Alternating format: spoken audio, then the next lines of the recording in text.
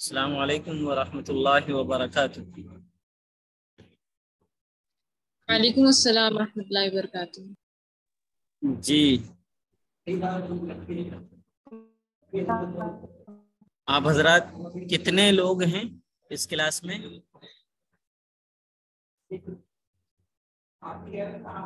8 موجود ہیں اسکرین پر۔ جی مفتی صاحب بتا رہے تھے شاید 17 یا 18 ہے۔ جی کیا کہا؟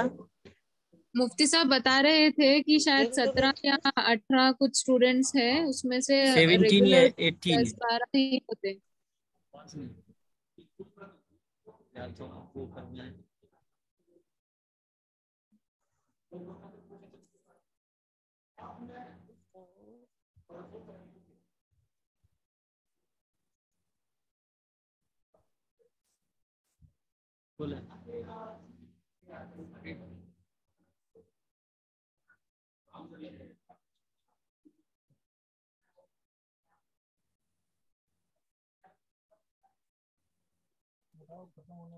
ختم ہو گیا ہے،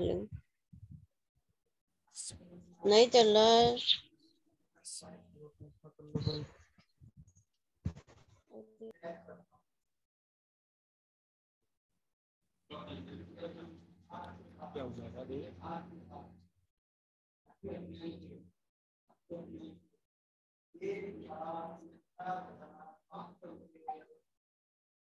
سیونٹین یا 18 ہیں آپ لوگ ہیں۔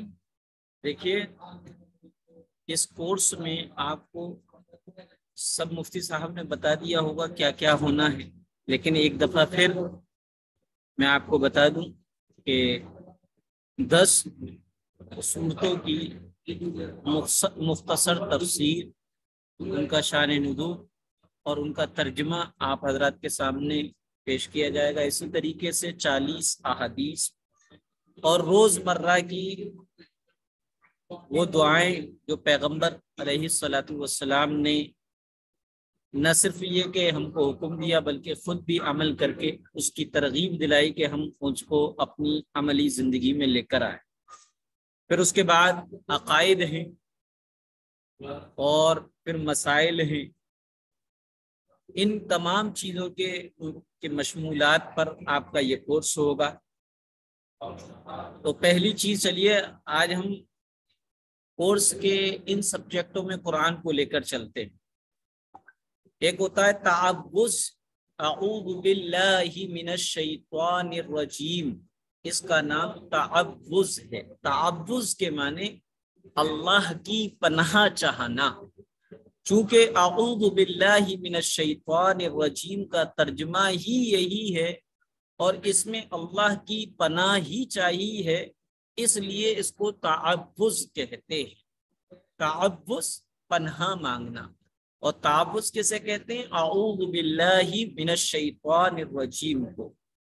اس کے معنی کیا ہے؟ اعوذ باللہ من الشیطان الرجیم، میں پناہ مانگتی ہوں اللہ کی شیطان مردود سے۔ یہ ایسے اس کا ترجمہ ہو گیا۔ قرآن کریم کی تلاوت چاہے دیکھ کر پڑھ رہے ہوں چاہے بنا دیکھ کر پڑھ رہے ہوں، تلاوت سے پہلے قرآن کریم کے پڑھنے کو کہتے ہیں تلاوت۔ لہذا قرآن کریم کے پڑھنے سے پہلے یا تلاوت سے پہلے تعوذ پڑھنا، یہ کیا ہے؟ قرآن کریم میں اس کا حکم دیا گیا، فَإِذَا قَرَأْتَ الْقُرْآنَ فَاسْتَعِذْ بِاللَّهِ مِنَ الشَّيْطَانِ الرَّجِيمِ۔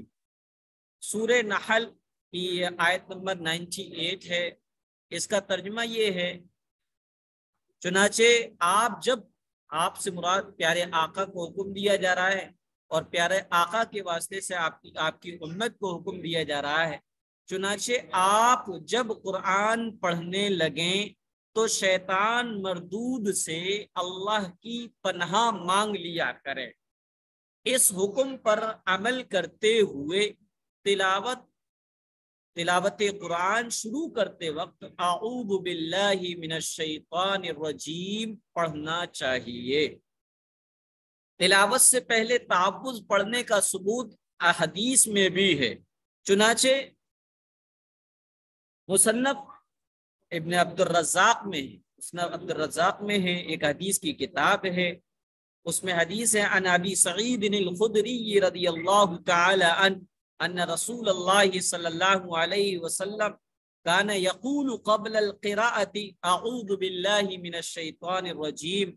ترجمہ ہے، حضرت ابو سعید خدری رضی اللہ تعالی عنہ سے روایت ہے کہ رسول اللہ صلی اللہ علیہ وسلم قرأت سے پہلے اعوذ باللہ من الشیطان الرجیم پڑھتے تھے۔ تو یہ اعوذ باللہ کا جو حکم ہے وہ احادیث سے بھی ہو گیا، قرآن سے بھی ہو گیا، لیکن سمجھا جائے کہ تعوذ کے پڑھنے کا جو حکم ہے وہ قرآن کریم کی تلاوت کے ساتھ خاص ہے، اور اس کے علاوہ کوئی بھی اچھا کام ہم کر رہے ہیں یا پڑھ رہے ہیں یا کچھ بول کر رہے ہیں تو ایسی صورت میں بسم اللہ الرحمن الرحیم پڑھنا ہے، اور بسم اللہ الرحمن الرحیم کے معنی ہے تسمیہ۔ تسمیہ کے معنی بسم اللہ کے نام سے، اللہ کے نام سے شروع کرنا۔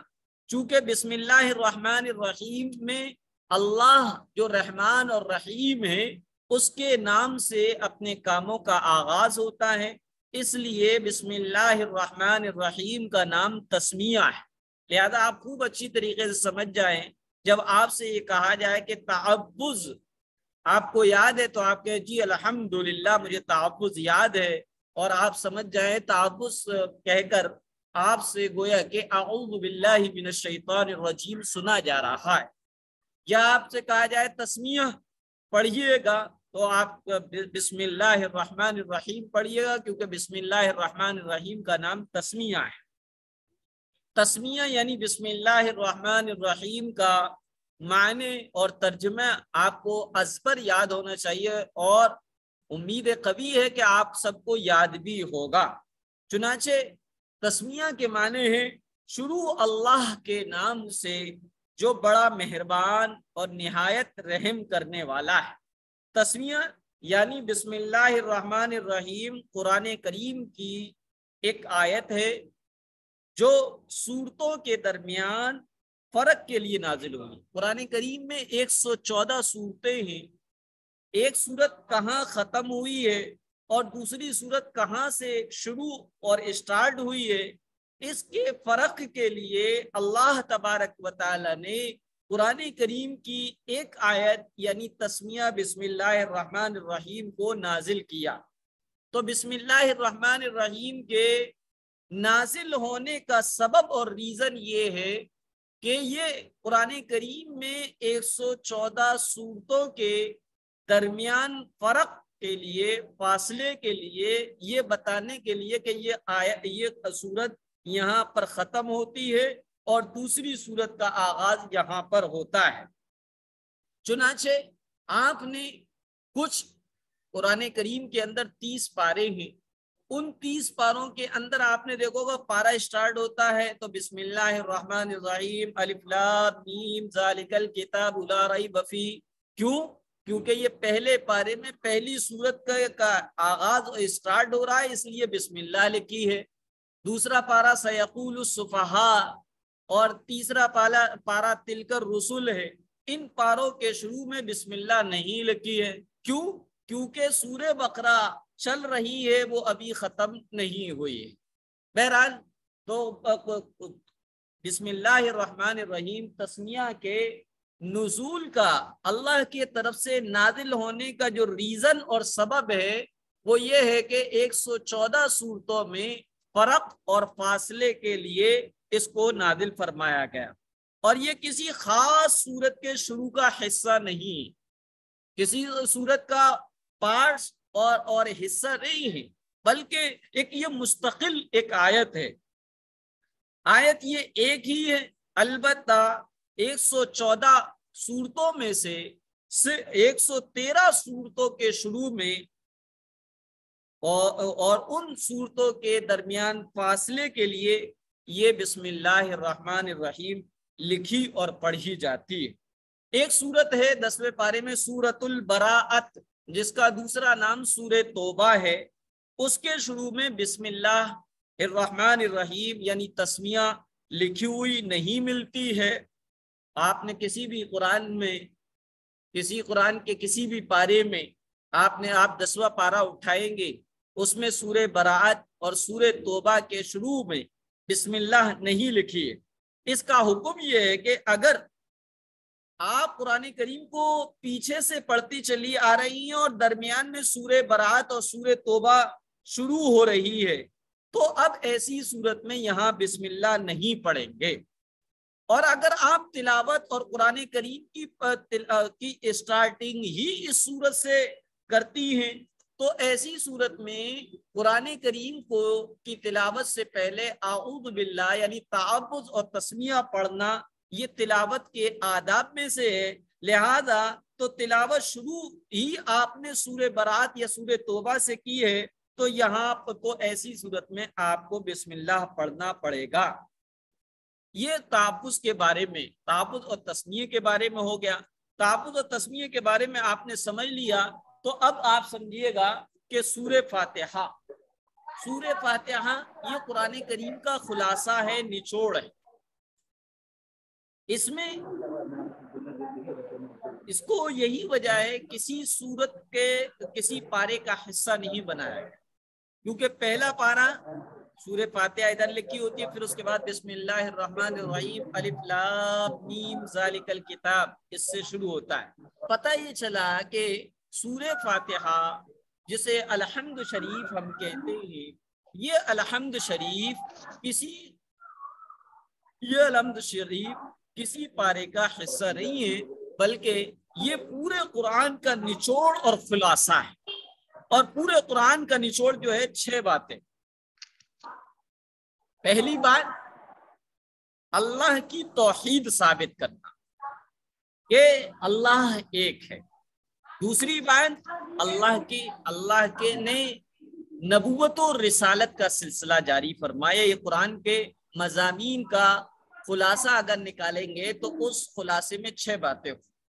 پہلی بات تو یہ ہے کہ قرآن کریم میں اللہ کی توحید کو بیان کیا کہ پوری کائنات اور دنیا اور ورلڈ کا جو کریٹر ہے، مالک ہے، بنانے والا وہ ایک ہے.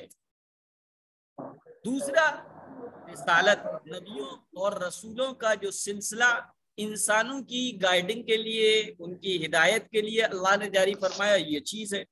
تیسرا اس دنیا کے ختم ہو جانے کے بعد ایک دنیا آخرت، یعنی اس دنیا کے ختم ہو جانے کے بعد ہر بندے اور ہر بندی کو اللہ کے سامنے اپنی دنیاوی لائف کے ایک ایک لمحے اور ایک ایک پل اور رات اور دن اور مال اور کھانے اور پینے اور بولنے اور چالنے اور پہننے اٹھنے بیٹھنے ایک ایک عمل کا حساب و کتاب دینا ہے، جسے یوم آخرت کہتے ہیں.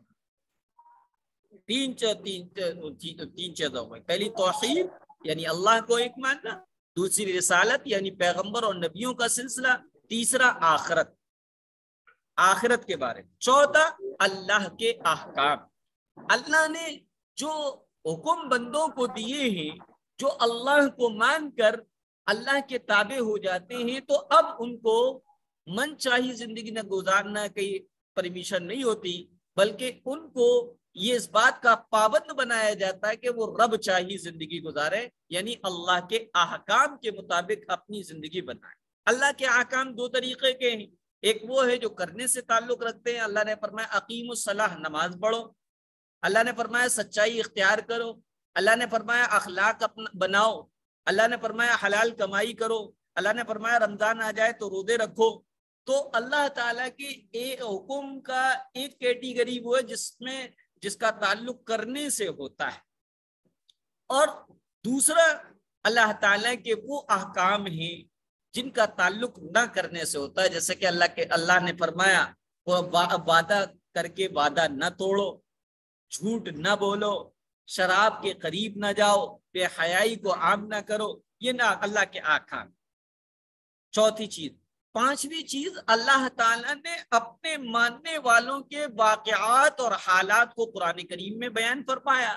چھٹا، اللہ تعالیٰ نے نہ ماننے والوں کے حالات زندگی کو بتایا اور نہ ماننے والوں کی زندگی کو بتایا۔ اس طریقے سے پورے قرآن کریم کا یہ خلاصہ اور نچوڑ ہے، اور یہی چیزیں جو ہے سورہ فاتحہ میں بتائی گئی۔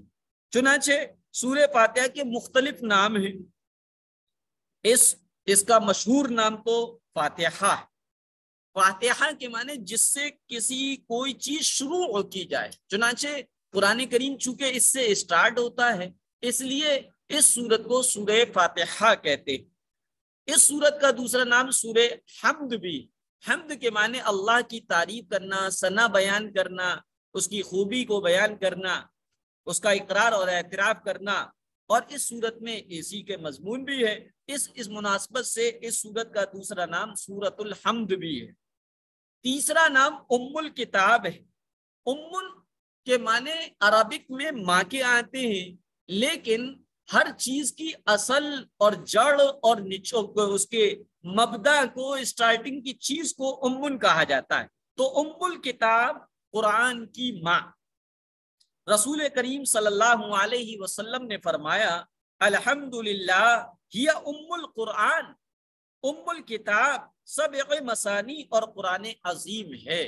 یعنی سورہ فاتحہ کو ام الکتاب بھی کہا جاتا ہے، قرآن کی ماں، ام القرآن بھی کہا جاتا ہے، قرآن کی ماں۔ اسی طریقے سے اس کا ایک نام ہے سبع مثانی۔ سبع کے معنی 7 کے آتے ہیں عربی میں، جس طریقے سے انگلش میں 7 کے معنی 7 کے آتے ہیں، اسی طریقے سے سبعۃ کے معنی عربک میں 7 کے آتے ہیں۔ تو سبع مثانی کے معنی ہوئے 7 آیتوں والی۔ چنانچہ اس صورت میں 7 آیتیں ہیں اور قرآن۔ اسی طریقے سے اس حدیث کو الصلاح بھی کہتے ہیں۔ حدیث قدسی ہے۔ حدیث قدسی اور حدیث نبوی کیا ہے؟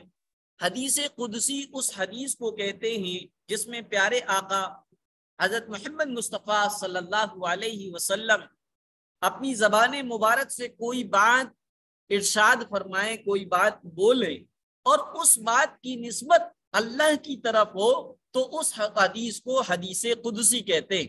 جیسے پیارے آقا حضرت محمد مصطفیٰ صلی اللہ علیہ وسلم نے فرمایا، اللہ فرماتا ہے اے ابن آدم تو خرچ کر، تجھ پر خرچ کیا جائے گا، تو یہ حدیث قدسی ہے۔ اور حدیث نبوی اس حدیث کو کہتے ہیں جو پیارے آقا حضرت محمد مصطفیٰ صلی اللہ علیہ وسلم کی زبان مبارک سے نکلے اور اس میں بات کی نسبت بھی پیارے آقا کی طرف ہو تو اس کو حدیث نبوی کہتے ہیں۔ بہرحال سورہ فاتحہ کو الصلاۃ بھی کہتے ہیں، حدیث قدسی ہے کہ اللہ کے رسول میں نے، یعنی اللہ کہہ رہا میں نے صلاۃ یعنی سورہ فاتحہ کو اپنے اور اپنے بندوں کے درمیان آدھا آدھا تقسیم کر دیا، ڈیوائیڈ کر دیا۔ آدھا یعنی سورہ فاتحہ میں آدھی چیزیں تو یعنی 4.5 آیتوں میں اللہ تبارک و تعالیٰ کی تعریف ہے، حمد و ثنا ہے، اس کے مالک، اس کے رب ہونے کا ذکر ہے، اس کے رحمان اور رحیم ہونے کا ذکر ہے، اور پھر آدھی صورت میں اللہ تعالیٰ سے بندے اور بندیاں اس کی عبادت، اس سے مدد مانگنے کی درخواست کا ذکر ہے، اور پھر اس کے بعد اللہ تعالیٰ سے سیدھے راستے کے مانگنے کا ذکر ہے۔ تو اس اعتبار سے اللہ تعالیٰ حدیث میں قدسی میں فرماتا ہے کہ میں نے الصلاۃ یعنی سورہ فاتحہ کو اپنے اور اپنے بندوں کے درمیان آدھا آدھا تقسیم کر دیا ہے۔ لہذا اس حدیث قدسی سے پتہ چلا کہ سورہ فاتحہ کا ایک نام الصلاۃ بھی، اس سورت کا نام شفا بھی۔ شفا کیوں ہے؟ حدیث قدسی حدیث نبوی میں ہے، آپ صلی اللہ علیہ وسلم نے فرمایا سورہ فاتحہ ہر زہر کے لیے شفا ہے، اور یہ دارمی کے حدیث کی ایک مشہور کتاب ہے، اس کی حدیث ہے۔ اسی طریقے سے اس سورہ فاتحہ کا ایک نام سورہ رقیہ ہے۔ رقیہ کے معنی آتے ہیں دم کرنا، کسی پر پڑھ کر کچھ دم کر دینا، پھونک دینے کو ہم اپنی زبان میں دم کرنا کہتے ہیں اور یا جھاڑنا کہتے ہیں، لیکن عربک میں رقیہ کہتے ہیں۔ تو اس سورت کا نام سورہ رقیہ بھی ہے۔ ابو سعید خدری رضی اللہ تعالی عنہ نے سانپ کے ڈسے ہوئے پر، ایک صحابی رسول ہیں ابو سعید خدری رضی اللہ تعالی عنہ، انہوں نے ایک شخص ایسا تھا جس کو سانپ نے ڈس لیا تھا، اس شخص پر سورہ فاتحہ پڑھ کر دم کیا، یعنی پڑھ کر پھونکا تو وہ بالکل ٹھیک ہو گیا۔ اس لیے مسلم شریف میں اس سورت کو ایک نام سورہ رقیہ بھی ہے۔ اسی طریقے سے اس سورت کا نام اساس القرآن، کیونکہ یہ قرآن کریم کی بنیاد ہے۔ اساس کے معنی عربک میں بنیاد کے آتے ہیں۔ اسی طریقے سے اس سورت کا نام ایک واقعہ ہے، واقعہ کے معنی بچانے والی۔ یہ سورت پڑھ کر بندہ یا بندی اللہ تعالیٰ سے پناہ چاہتے ہیں، مدد مانگتے ہیں، تو اللہ تعالیٰ ان کو اپنی مدد اور نصرت دے کر دنیا کے مصائب اور حالات سے بچا لیتا ہے۔ اس لیے اس سورت کا نام سورہ واقعہ ہے۔ واقعہ کے معنی بچانے والی۔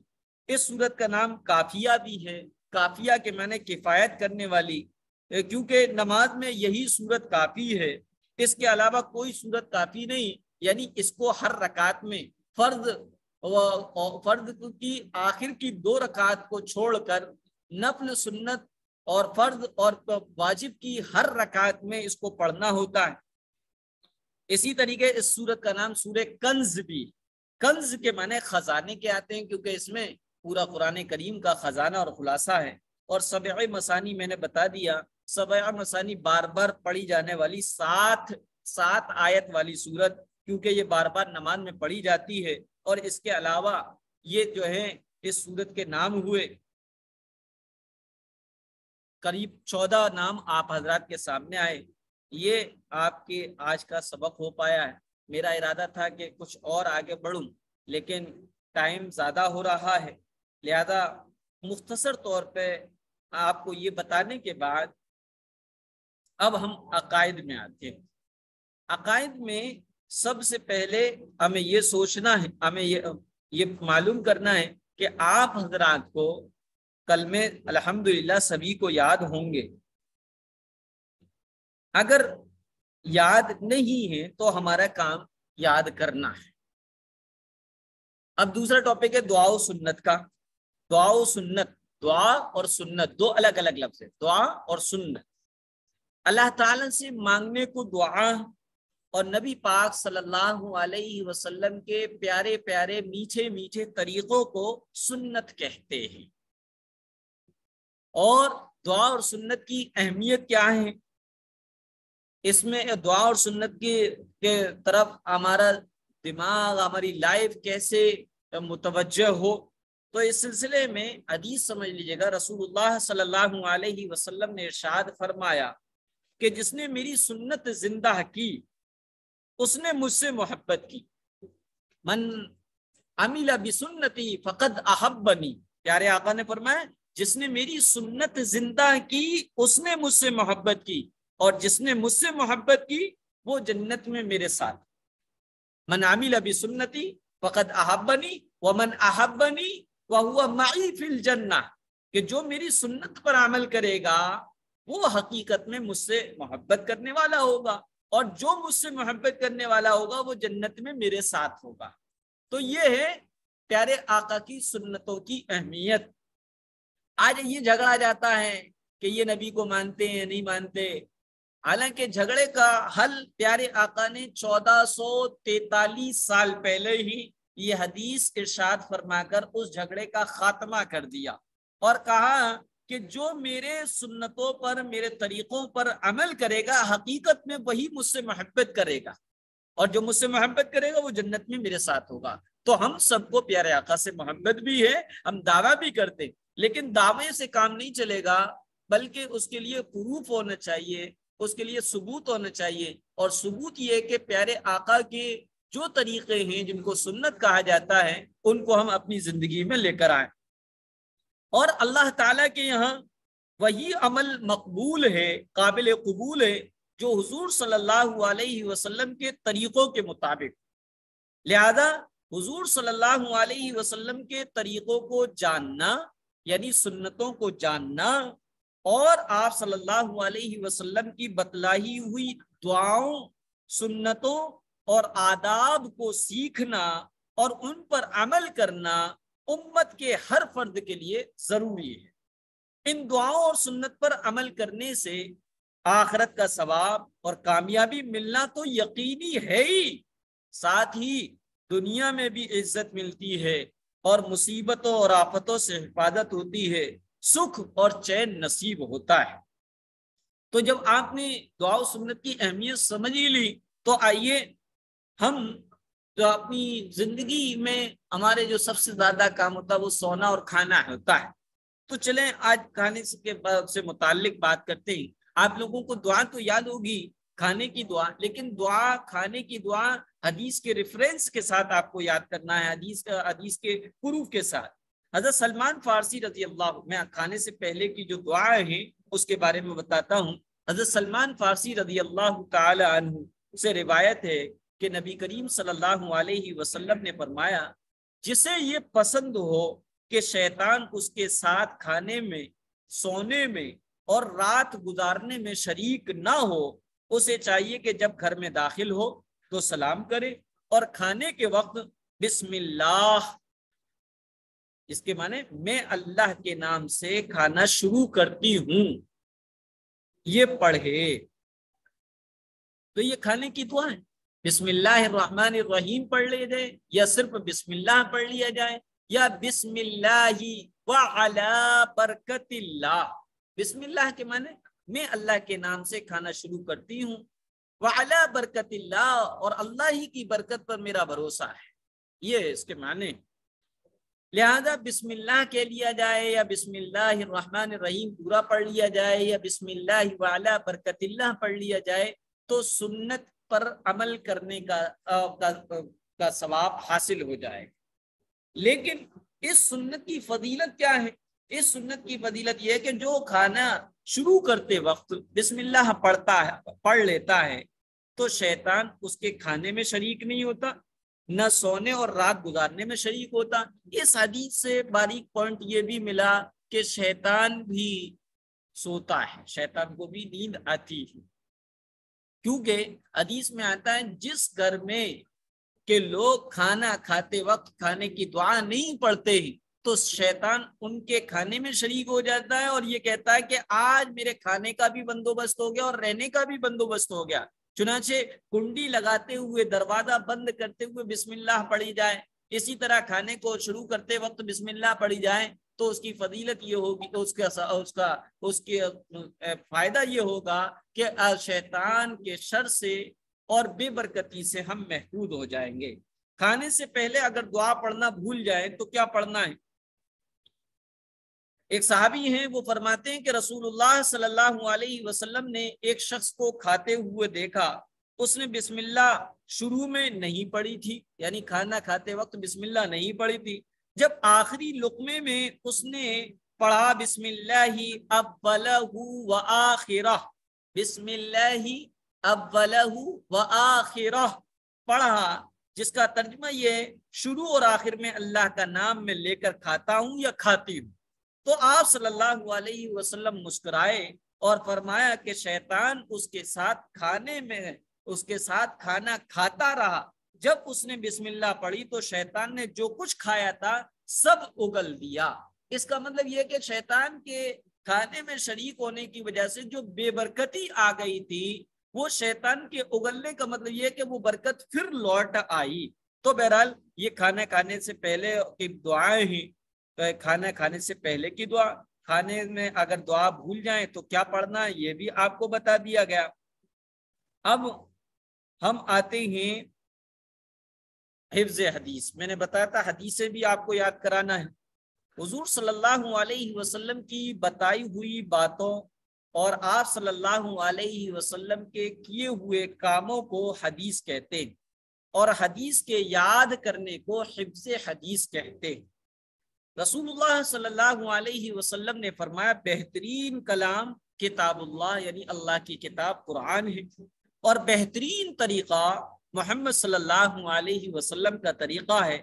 بدترین کام نئی نئی باتیں یعنی بدعتیں ہیں، اور ہر بدعت گمراہی ہے۔ اللہ تعالیٰ نے سارے انسانوں کی ہدایت کے لیے قرآن کریم نازل فرمایا۔ رسول اللہ صلی اللہ علیہ وسلم لوگوں کو یہی قرآن پڑھ کر سناتے اور اس کی ترجمے، اس کے مطلب بیان کرتے، جو بات بھی بولتے حق اور سچ فرماتے، کیونکہ یہ سب اللہ کی طرف سے ہوتی۔ اپنی خواہش اور جیل سے کچھ آپ پیارے آقا نہ فرماتے، جو بات ارشاد فرماتے اس پر خود بھی عمل کر کے بتاتے، اور آپ صلی اللہ علیہ وسلم کی انہی باتوں اور کاموں کو حدیث کہا جاتا ہے۔ رسول اللہ صلی اللہ علیہ وسلم کے جانثار، سچے پکے، آپ پر فدا ہونے والے، آپ کے غلام صحابہ آپ کی باتیں بہت ادب اور دھیان سے سنتے، اس کو یاد رکھتے، اس پر عمل کرتے اور دوسروں تک وہ باتیں پہنچاتے۔ اسی طرح صحابہ کے شاگردوں نے بھی کیا، یعنی تابعین نے کیا، تابعین کے شاگرد یعنی تابعین نے بھی ایسا ہی کیا۔ اس طرح ہوتے ہوتے یہ علم کا خزانہ بالکل ہو بہو بغیر کمی زیادتی کے ہم تک پہنچا ہے۔